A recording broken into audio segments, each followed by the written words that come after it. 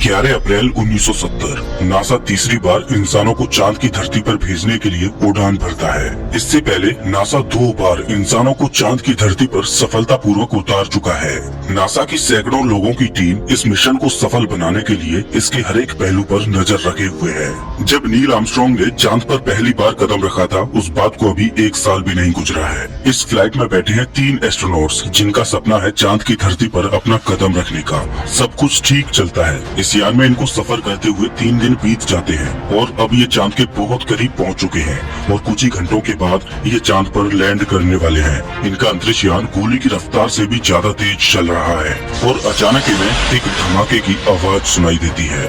जैसे ही ये धमाका होता है तो स्पेसक्राफ्ट के अंदर सारे अलार्म्स बजने लगते हैं। इस धमाके ने स्पेसक्राफ्ट को पूरी तरह से हिलाकर रख दिया। जब ये अपने इंस्ट्रूमेंट पैनल को देखते हैं तो पता चलता है कि एक ऑक्सीजन टैंक ब्लास्ट हो चुका है और उसकी सारी ऑक्सीजन खत्म हो चुकी है और जो दूसरा ऑक्सीजन टैंक था उसकी ऑक्सीजन बड़ी ही तेजी से अंतरिक्ष में लीक होती जा रही है। ये एस्ट्रोनॉट्स अब अंतरिक्ष में खो चुके हैं। ये धरती से इतनी दूर पहुंच जाते हैं कि ये एक नया रिकॉर्ड बन जाता है। अब चांद पर जाना तो दूर की बात, अब सवाल ये है कि क्या ये एस्ट्रोनॉट्स धरती पर जिंदा वापस आ भी पाएंगे या नहीं। सच में अपोलो 13 की ये कहानी आपके दिल को दहला देगी। नमस्कार दोस्तों, मैं हूँ श्याम तोमर, स्वागत करता हूँ आपका इस वीडियो में।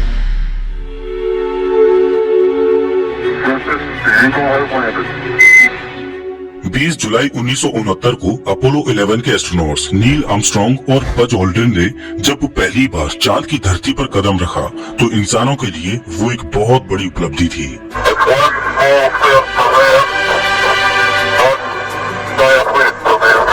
उस समय लोग नासा के इस मून मिशन को लेकर बड़े ही उतावले थे। नासा के वैज्ञानिकों ने इंसानों को चांद की धरती पर उतारा भी और उनको सही सलामत वापस धरती पर भी लाई और इसके ठीक 4 महीनों के बाद नासा ने अपोलो 12 को लॉन्च किया और एक बार फिर से 2 एस्ट्रोनॉट्स को चांद की धरती पर उतारा। नासा का अपोलो प्रोग्राम जोरों शोरों से चल रहा था, लेकिन अब लोगों ने नासा के अपोलो प्रोग्राम में इंटरेस्ट लेना कम कर दिया था और सरकार को भी ये लगने लगा कि बार बार चांद पर जाने का कोई फायदा नहीं। नासा के अपोलो प्रोग्राम्स में बहुत खर्चा आ रहा था और उन्हीं दिनों में अमेरिका वियतनाम से जंग लड़ रहा था, तो अमेरिकन सरकार चाहती थी कि नासा को अपोलो प्रोग्राम्स के लिए मिलने वाले फंड को कट करके उसे वियतनाम वॉर में लगाया जाए। लेकिन इधर नासा चाहता था कि उसका अपोलो प्रोग्राम जारी रहे और नासा ने अपोलो 20 तक की प्लानिंग कर रखी थी और नासा अपोलो 13 की तैयारियों में जुटा हुआ था। अपोलो 13 का मेन उद्देश्य था कि चांद की धरती पर जाकर वहाँ पर वैज्ञानिक परीक्षण करना और चांद कब और कैसे बना था इसका पता लगाना, जिससे पृथ्वी के ओरिजिन का भी पता लगाया जा सके। हर मिशन की तरह इस मिशन में भी 3 एस्ट्रोनॉट्स जाने वाले थे। अपोलो 13 के कमांडर थे जिम लोवेल और फाइनली 11 अप्रैल 1970 को अपोलो 13 को लॉन्च किया जाता है। इस लॉन्च को देखने के लिए 2 लाख लोग आए थे, लेकिन अगर अपोलो 11 की बात करें तो उसके लॉन्च को देखने के लिए करीब 70 लाख लोगों की भीड़ इकट्ठी हुई थी। अब आप इससे अंदाजा लगा सकते हो कि अपोलो प्रोग्राम का क्रेज जनता में किस कदर कम हो गया था।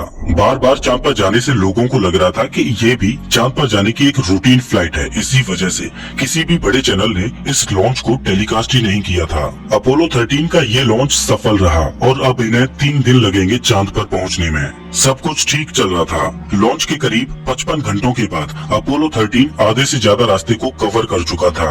इस दौरान अपोलो 13 का क्रू धरती पर लाइव टेलीकास्ट करता है, जिसमें वो दिखाते हैं कि कैसे वो जीरो ग्रेविटी में रह रहे हैं, अपोलो स्पेसक्राफ्ट अंदर से कैसा है। लेकिन इस ब्रॉडकास्ट को भी किसी भी चैनल ने नहीं दिखाया। मिशन के दौरान अपोलो 13 का क्रू धरती पर मौजूद मिशन कंट्रोल के संपर्क में रहता है। नासा का मिशन कंट्रोल अमेरिका के ह्यूस्टन शहर में था। ह्यूस्टन में बैठे नासा के वैज्ञानिक हर पल अपोलो 13 पर नजर बनाए हुए थे, छोटी से छोटी गतिविधि को देख रहे थे और अपोलो 13 के क्रू को हर पल गाइड कर रहे थे।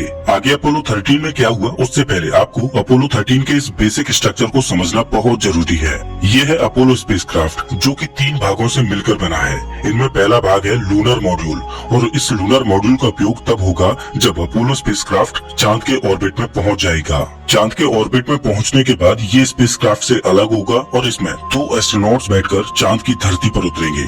और जब चांद पर एस्ट्रोनॉट्स का काम खत्म हो जाएगा उसके बाद फिर से एस्ट्रोनॉट्स इसी लूनार मॉड्यूल में बैठकर वापस अपोलो स्पेसक्राफ्ट में पहुंच जाएंगे। यहाँ पर ध्यान देने वाली बात यह है कि इस लूनार मॉड्यूल का खुद का लाइफ सपोर्ट सिस्टम है।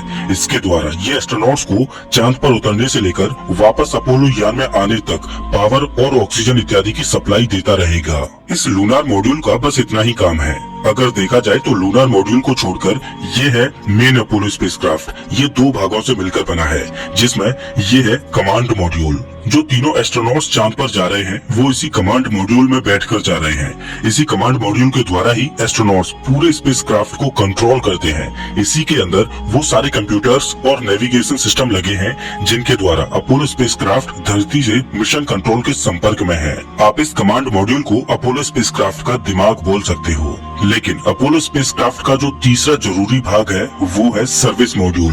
आप सर्विस मॉड्यूल को अपोलो स्पेसक्राफ्ट का दिल बोल सकते हो, क्योंकि सर्विस मॉड्यूल कमांड मॉड्यूल के लिए लाइफ सपोर्ट का काम करता है। कमांड मॉड्यूल में बैठे एस्ट्रोनॉट्स को जिंदा रखने के लिए जो जरूरी चीजें हैं जैसे इलेक्ट्रिसिटी, ऑक्सीजन, पानी इत्यादि, ये सभी सर्विस मॉड्यूल के द्वारा ही कमांड मॉड्यूल में पहुंचते हैं। इस सर्विस मॉड्यूल में एक इंजन भी लगा है जिसके द्वारा ये एस्ट्रोनॉट्स चांद पर पहुंचेंगे और अपने पाथ को सेट करके वापस धरती पर भी आएंगे। आप ये समझ लो कि बिना इस सर्विस मॉड्यूल के चांद पर जाना तो बहुत दूर की बात, वापस धरती पर भी नहीं आया जा सकता। जैसा कि अभी मैंने आपसे बोला था कि आप सर्विस मॉड्यूल को अपोलो स्पेसक्राफ्ट का दिल बोल सकते हो, और अगर इस दिल में ही हार्ट अटैक आ जाए तो क्या होगा। कुछ ऐसा ही हुआ था अपोलो 13 के साथ। ये जो सर्विस मॉड्यूल है उसने ही काम करना बंद कर दिया था। दरअसल ब्रॉडकास्ट खत्म करने के करीब 7 मिनट बाद जब अपोलो का क्रू सोने के लिए जा रहा था तब उसे ह्यूस्टन में मौजूद मिशन कंट्रोल से एक जरूरी काम करने के लिए बोला जाता है। मिशन कंट्रोल ने अपोलो के क्रू से ऑक्सीजन टैंक में लगे फैन को ऑन करके लिक्विड ऑक्सीजन को स्टीयर करने के लिए कहा। दरअसल स्टीयर का मतलब होता है किसी लिक्विड को आपस में मिलाना। दरअसल जब भी कोई स्पेस मिशन भेजा जाता है तो उसमें ऑक्सीजन और हाइड्रोजन इत्यादि गैस को लिक्विड फॉर्म यानी तरल रूप में कन्वर्ट करके भेजा जाता है। ऑक्सीजन इत्यादि को लिक्विड फॉर्म में भेजने का फायदा ये होता है कि कम जगह में ज्यादा गैस को भरा जा सके। अब अंतरिक्ष में टेम्परेचर इतना कम होता है कि ये लिक्विड ऑक्सीजन जमने लगती है, तो इस वजह से ऑक्सीजन टैंक में एक फैन लगाया जाता है जिसकी सहायता से ऑक्सीजन की बनने वाली परतों को आपस में मिलाया जाता है ताकि ऑक्सीजन हमेशा एक समान अवस्था में बनी रहे। और ये एक रूटीन प्रोसेस है जिसको कुछ घंटों के अंतराल पर हर बार करना पड़ता है। मिशन कंट्रोल ने अपोलो 13 के क्रू से इसी रूटीन प्रोसेस को करने के लिए कहा। जैसे ही जैक स्विगर्ट ने ऑक्सीजन टैंक में मौजूद फैन को चालू करने के लिए क्रायोस्टीयर के स्विच को दबाया, वैसे ही ऑक्सीजन टैंक 2 में शॉर्ट सर्किट की वजह से एक स्पार्क पैदा होता है और ऑक्सीजन टैंक 2 ब्लास्ट हो जाता है। ये ब्लास्ट इतनी जोर से होता है कि सर्विस मॉड्यूल का एक साइड से करीब 13 फीट का पैनल उखड़कर बाहर निकल जाता है। जैसे ही ये ब्लास्ट होता है वैसे ही अपोलो स्पेसक्राफ्ट के सभी अलार्म्स एक साथ बजने लगते हैं। इधर ह्यूस्टन में बैठे मिशन कंट्रोल के कंप्यूटर्स पर अजीब तरह की रीडिंग्स दिखाई देने लगती हैं। मिशन कंट्रोल को उन रीडिंग्स पर विश्वास नहीं हो रहा था। तभी अपोलो का क्रू मिशन कंट्रोल से बोलता है। सर्विस मॉड्यूल में 3 फ्यूल सेल्स लगे थे जिनकी मदद से अपोलो स्पेसक्राफ्ट में बिजली की सप्लाई की जा रही थी, लेकिन इस धमाके की वजह से 3 में से 2 फ्यूल सेल्स खत्म हो गए। अब स्पेसक्राफ्ट को केवल एक ही फ्यूल सेल से पावर मिल रही थी जो कि स्पेसक्राफ्ट को चलाए रखने के लिए पर्याप्त नहीं थी। इसके बाद एस्ट्रोनॉट्स के सामने एक और नई प्रॉब्लम खड़ी हो गई। दरअसल ब्लास्ट में एक ऑक्सीजन टैंक तो बिल्कुल ही खत्म हो चुका था, लेकिन एस्ट्रोनॉट्स को दूसरे ऑक्सीजन टैंक की रीडिंग तेजी से नीचे गिरती हुई नजर आ रही थी। एस्ट्रोनॉट्स को समझ नहीं आ रहा था कि ये क्या हो रहा है, लेकिन तभी जिम लोवेल खिड़की की ओर देखते हैं तो उन्हें दिखाई देता है कि ऑक्सीजन टैंक 1 से बड़ी ही तेजी से ऑक्सीजन अंतरिक्ष में रिसती जा रही है। परेशानी ये थी कि सर्विस मॉड्यूल में केवल 2 ही ऑक्सीजन टैंक थे, जिनमें से एक पूरी तरह से खत्म हो चुका था और दूसरा खत्म होने की कगार पर था। ये ऑक्सीजन एस्ट्रोनॉट्स और पूरे कमांड मॉड्यूल को जिंदा रखने के लिए बहुत जरूरी थी। एस्ट्रोनॉट्स को श्वास लेने के लिए भी ऑक्सीजन की जरूरत थी और बिजली और पानी को बनाने के लिए भी ऑक्सीजन की जरूरत थी। अब ऐसे हालातों में चांद पर जाना तो बहुत दूर की बात। मिशन कंट्रोल के सामने सबसे बड़ी परेशानी ये थी कि इन एस्ट्रोनॉट्स को अब वापस धरती पर कैसे लाया जाए।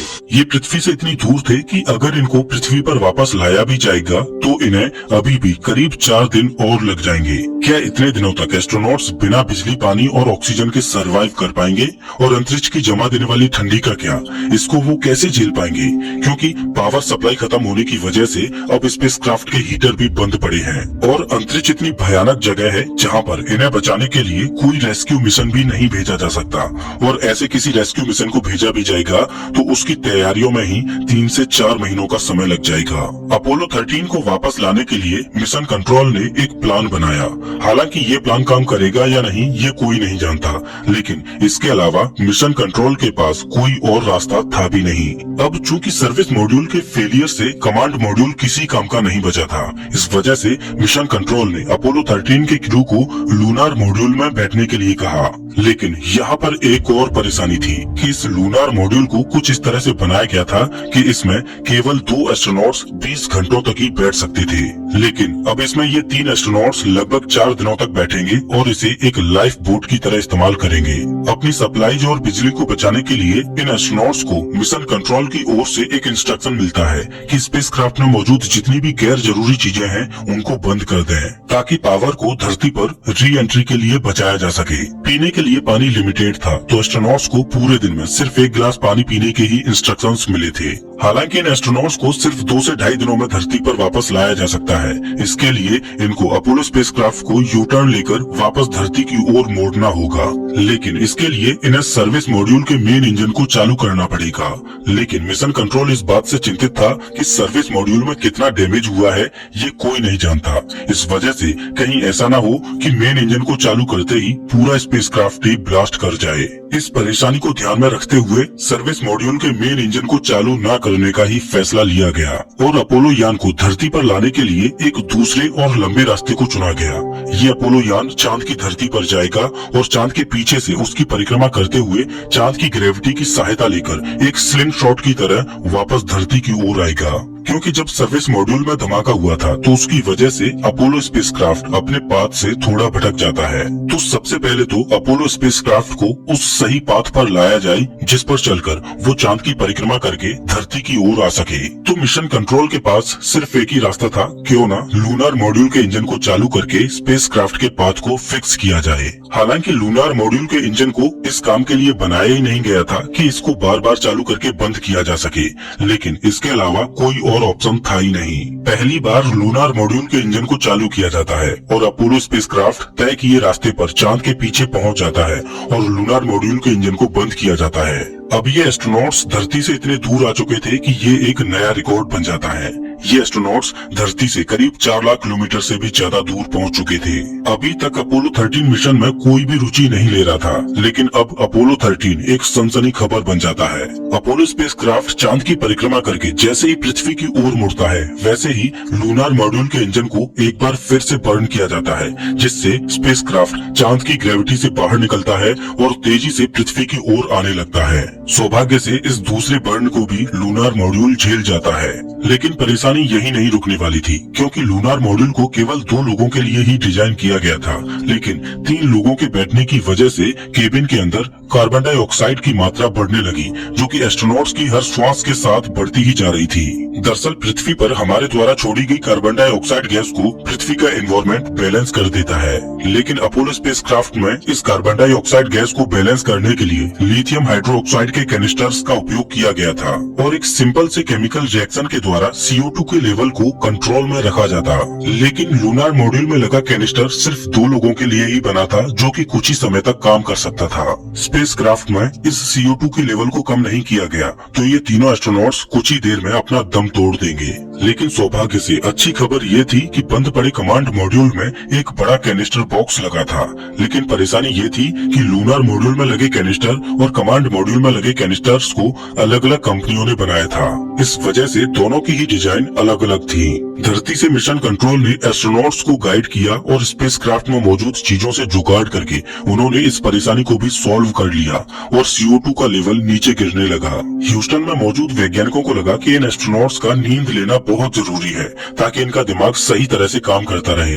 लेकिन अंतरिक्ष यान में ठंड इतनी थी कि इनको नींद कैसे आ जाए। स्पेसक्राफ्ट की विंडोज पर भी बर्फ जमने लगी थी। ठंड के मारे इन एस्ट्रोनॉट्स का बुरा हाल था। जैसे तैसे ये एस्ट्रोनॉट्स पृथ्वी के करीब आते हैं, लेकिन अभी भी इनको एक और बड़ी चुनौती को पार करना होगा। दरअसल पृथ्वी के वायुमंडल में प्रवेश करते समय एक सही एंगल पर एंट्री करना बहुत जरूरी था।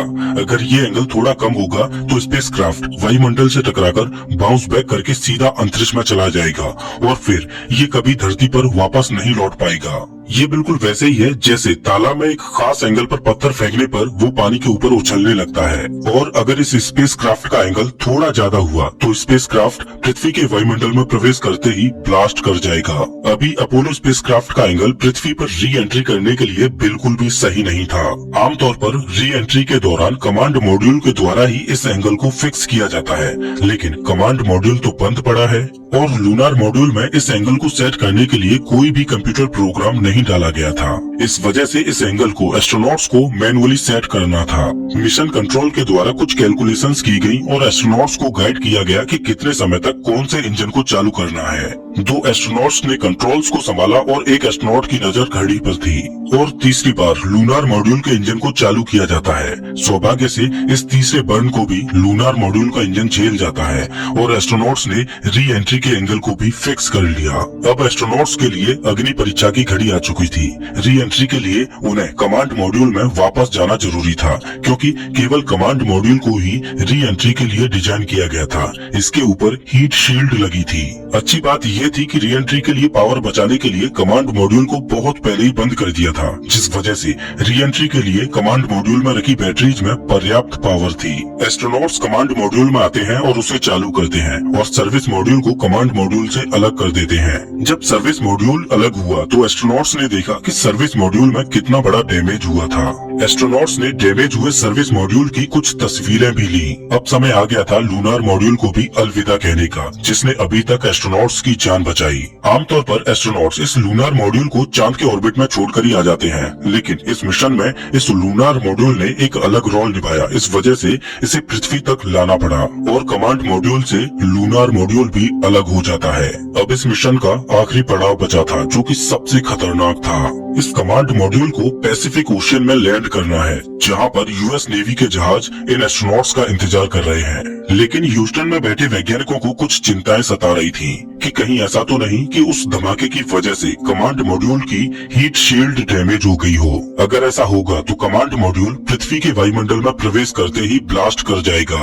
और दूसरी चिंता ये थी कि अंतरिक्ष की कड़कड़ाती ठंडी की वजह से कहीं कमांड मॉड्यूल के पैरासूट जम तो नहीं गए, और क्या पैरासूट समय पर खुलकर कमांड मॉड्यूल की रफ्तार को कम कर पाएंगे या नहीं। और वैज्ञानिकों की तीसरी चिंता ये थी कि जब ये एस्ट्रोनॉट्स पृथ्वी के वायुमंडल में प्रवेश करेंगे तो 2 से 3 मिनट के लिए उनसे संपर्क टूट जाएगा, तो उन्हें पता कैसे चलेगा कि एस्ट्रोनॉट्स के साथ क्या हुआ। फाइनली कमांड मॉड्यूल पृथ्वी के वायुमंडल में प्रवेश करता है और वायुमंडल अपना असर दिखाने लगता है। कमांड मॉड्यूल आग के एक गोले में तब्दील हो जाता है और अचानक ही कम्युनिकेशन ब्लैकआउट होता है। इन एस्ट्रोनॉट से मिशन कंट्रोल का संपर्क टूट जाता है। उम्मीद की जा रही थी कि अगले 3 मिनट बाद एस्ट्रोनॉट से फिर से संपर्क किया जा सकेगा, लेकिन 3 मिनट बाद एस्ट्रोनॉट्स की ओर से कोई जवाब नहीं आया। कुछ सेकेंड्स और गुजरते हैं, फिर भी कोई जवाब नहीं आया।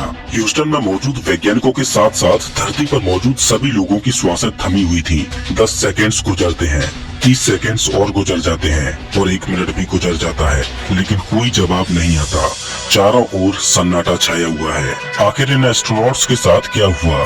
क्या हीट शील्ड सही सलामत थी? क्या पैरासूट समय पर खुले होंगे? 1 मिनट 20 सेकंड गुजर जाते हैं, लेकिन जवाब नहीं आता। फाइनली कम्युनिकेशन ब्लैकआउट के 4 मिनट 27 सेकंड्स बाद एस्ट्रोनॉट से संपर्क होता है। ये तीनों एस्ट्रोनॉट्स सही सलामत धरती पर वापस आ चुके हैं। चारों ओर खुशी की लहर दौड़ जाती है। नासा का ये अपोलो 13 मिशन एक फेलियर होने के बाद भी इतिहास के पन्नों में अपनी जगह बना लेता है और इस मिशन को एक सक्सेसफुल फेलियर का दर्जा मिलता है। इस मिशन के बाद भी नासा के अपोलो प्रोग्राम जारी रहते हैं और अपोलो 17 वो आखिरी मिशन था जब नासा आखिरी बार चांद पर गया था।